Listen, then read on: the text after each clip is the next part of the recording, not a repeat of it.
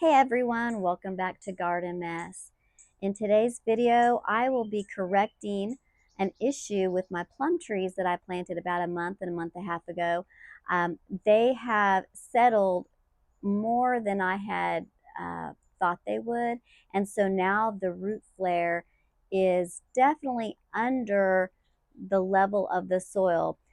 They're exposed still, but in like a sunken bowl, which I don't want because, I have clay soil and I don't want them drowning or rotting for one, but I also don't want that bowl because it'll eventually fill up with dirt and grass clippings as we mow around it.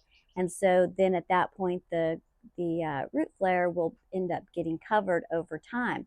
So while it's not hurting the tree today, it will eventually end up hurting the tree, and I don't want to wait 2-3 years for plums and then all of a sudden the tree dies and doesn't ever produce plums. So we're going to go out to the front and I'm going to explain how I'm going to raise these plum trees up without pulling them all the way out of the ground. I have done this successfully on other shrubs that have been in the ground for over a year, and it has really worked well, limiting the amount of shock that the plant goes through. And since these plum trees are newly planted within the last month and a half, I probably could just pop them up out of the ground, add some more soil underneath and replant them. But the tree is already under some stress from wind, um, causing them to sway too much and causing that gummosis to happen. And so I don't want to add any extra stress if I don't have to, but I do have to get them raised up because if I don't, over time, these trees can, the root flare can get covered even more as you mow and edge and do all sorts of stuff around it as it rains and soil moves. And, just the way that nature is, it will eventually cover the root flare if I don't correct it now. Because the reason why is because the root flare has sunk down enough that it's created a little bowl. And I'll go out there and show you what I'm talking about so you know exactly, you can picture it in your mind. And then, so I'll just move away the mulch, get up underneath the root ball in one area. Again, the roots should not be large. Or too extensive. And so I should be able to just go up underneath it, raise it up, pack it with soil up under it, and then water it in, give it a couple hours, maybe cover it with some mulch temporarily, and then come back, move the mulch again, and just check it and repack more soil if I need to.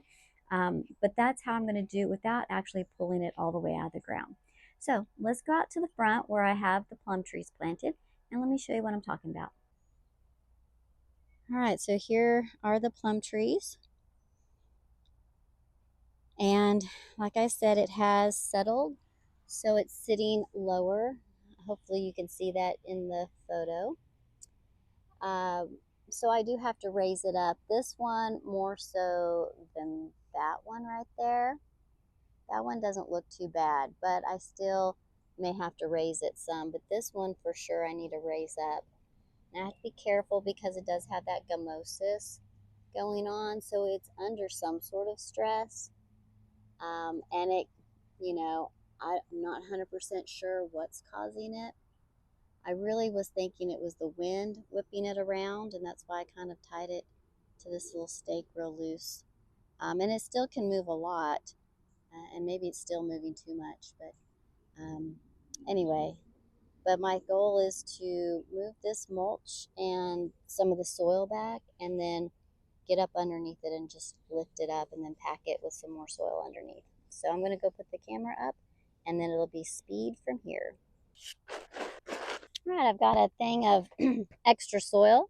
I got some biotone to help with once I disturb the roots. I just want to give them a little extra added nutrients that'll help maybe prevent some shock. So I didn't show the video of my planting of this plum, but when I planted it, I covered it with cardboard everywhere. It is gone. It is gone within a month and a half. Maybe they've been in the ground 2 months, but I highly doubt that. Anyway, there's no evidence of the cardboard.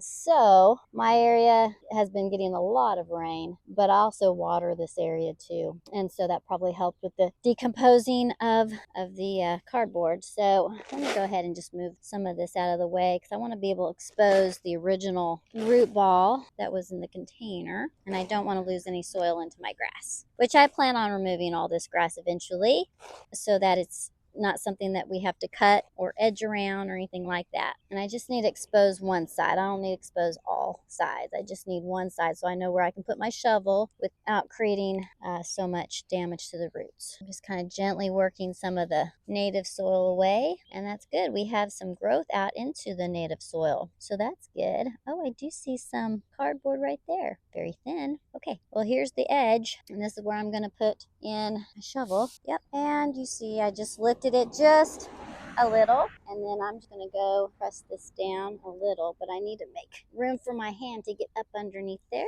which I think I've done. Oh yeah, oh my gosh, yeah, there's lots of space up under there. All right, so let's start putting some of this soil down in there. I might have to go all the way around and do this in other spots too, because there's actually quite a bit of space. So it looks like I must have loosened the soil up under the root ball and then patted it back down into place, but it must have not. I must not have done it well enough so that when it settled, it left actually a gap under there, which may be another reason why this is struggling a little bit. All right, I'm going to lift it up a little bit more just to kind of help make some more room. Yeah, I think that's good for the height. All right, then I can start putting this back. See, there's some of the original clay soil. We don't want to eliminate that altogether, because then you can create not just like there was a little hole under here, but you could also get a swimming pool that if you just remove all of your clay. Clay gets a bad rap sometimes because it's so hard to dig in, and when it dries out, it can create like a swimming pool effect. But I found that you can plant things into clay and the roots find their way. I mean, roots are pretty strong, so you don't have to over amend it. The better way to amend your soil if you have heavy clay is to do it from the top down. So just always be adding compost. Every time you plant something, add some compost and make sure you mulch on top with organic material like leaves that you've chopped up, or weed leaves that you use for chop and drop and things like that you can add organic material, and it gets down into the soil, and it can eventually change the consistency enough that maybe it'll be okay. Someone going by me on a bicycle and they're thinking, why is she talking to herself? I do talk to myself. All right, let's go on this side now. Now that I've raised it up a little bit on that side, I can clearly see the root ball on this side, and oh, there's a nice root that has decided to branch out from the maple. I'm just going to move it out of the way a little bit, cover it back with soil on this side. I like seeing that it's growing out. It's not growing into the plum tree, causing any kind of root bound girdling issues. All right, so now I'm going to go and just kind of gently lift it up on this side so I can get my hand down underneath it on this side so I can pack the soil.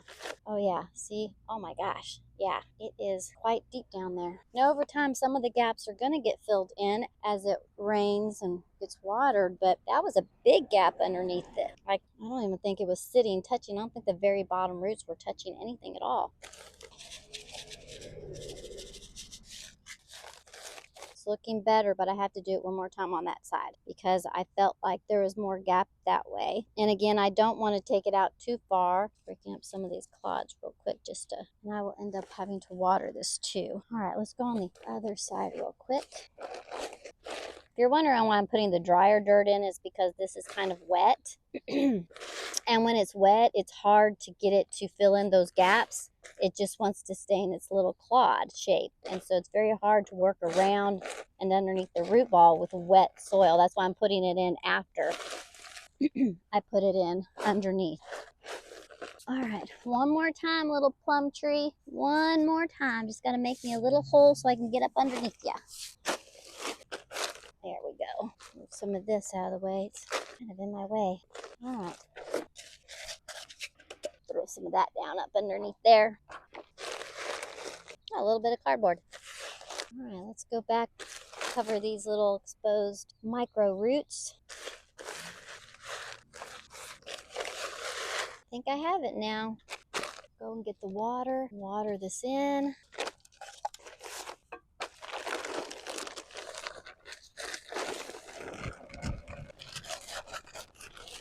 All right, go get my hose. All right, well, I'm done over here.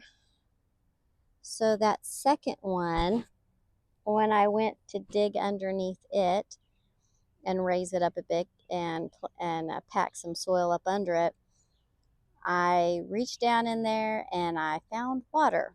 So that second plum tree, which is an AU Rosa, um, it had to come up out of the ground, but it hadn't started rooting out yet. So I raised it out of the hole and filled the hole with some more soil and then compacted it down and then planted that plum probably about 2 inches higher than it had been planted.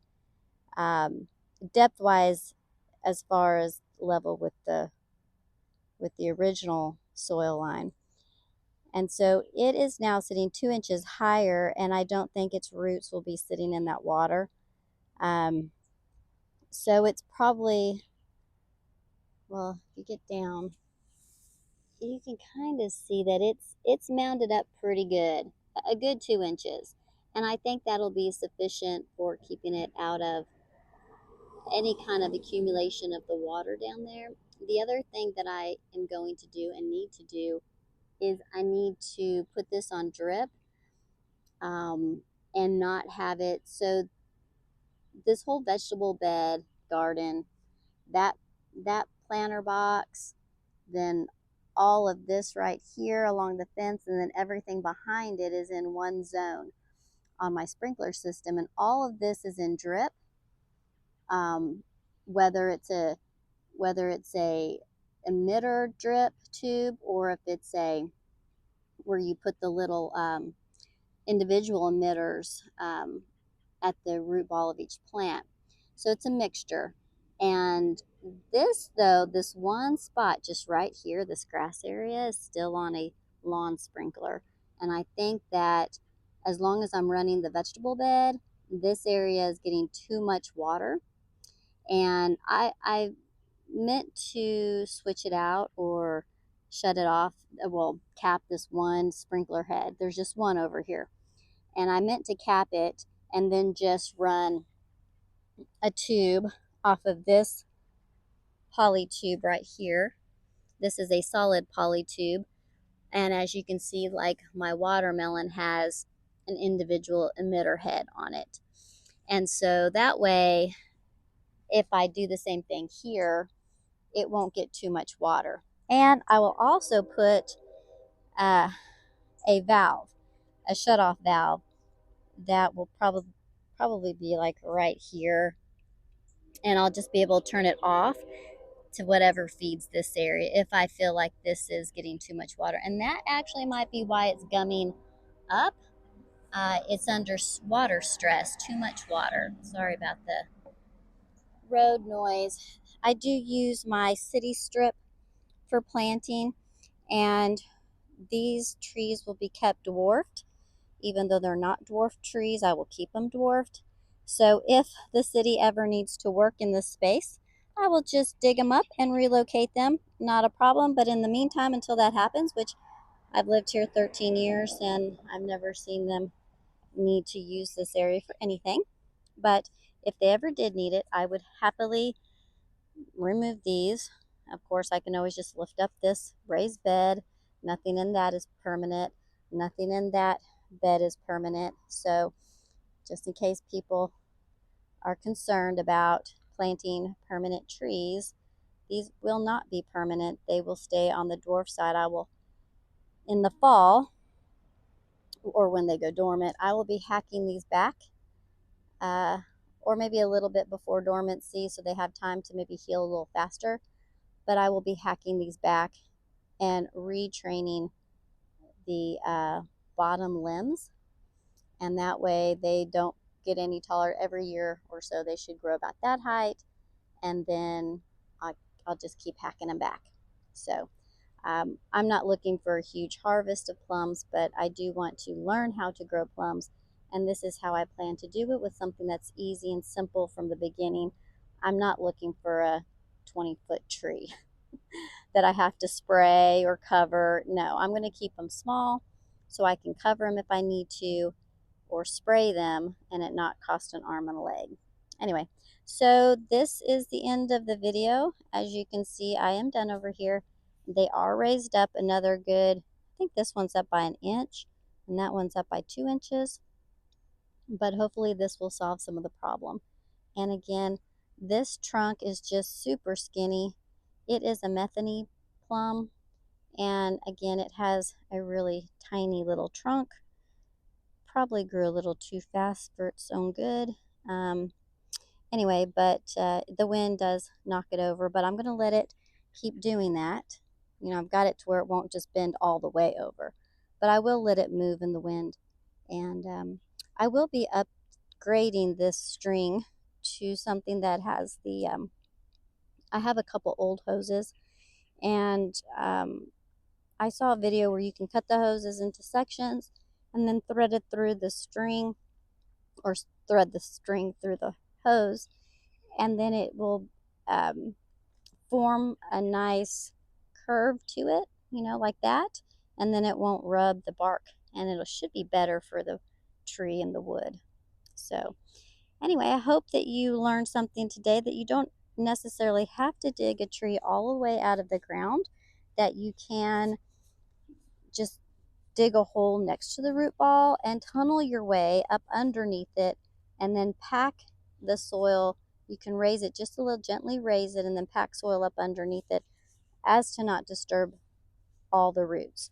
You do disturb some roots, but you won't disturb all. Now, did I have to do it on these trees? Once I got in there, especially after I pulled that one up, I did not have to do that. But I just did it for the benefit of the video. I will see you in the next one. Happy gardening. Bye, y'all.